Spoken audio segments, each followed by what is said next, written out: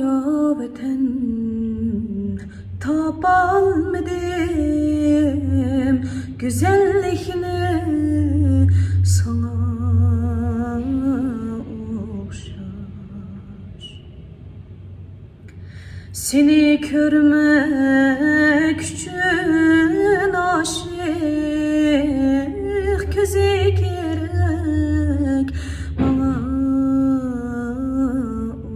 okşar.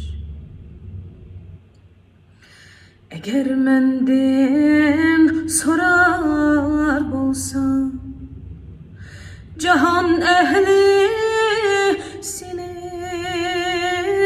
kaderin Digeymen ki bahayındek yoktur gene baha okşaş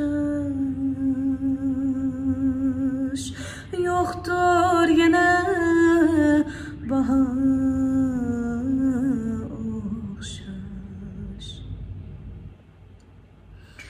Menin tatkan cephalerim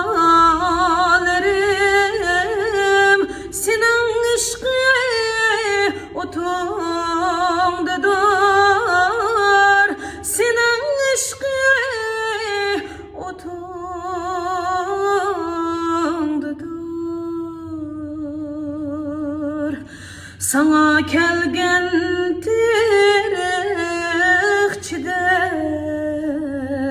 Bana kelgen bala okşaş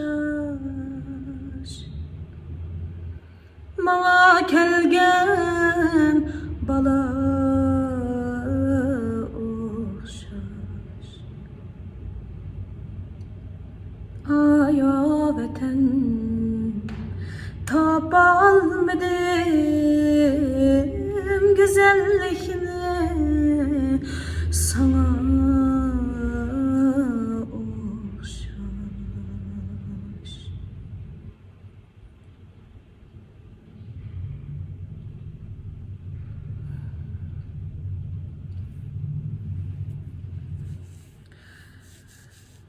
Dadam muşunçilik derecede diyarını yaxşı ko'rgan.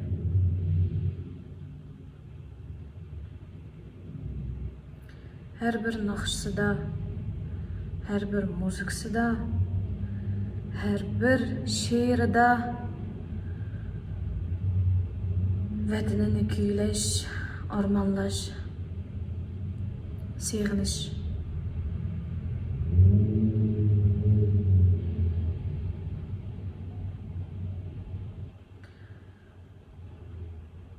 Herkes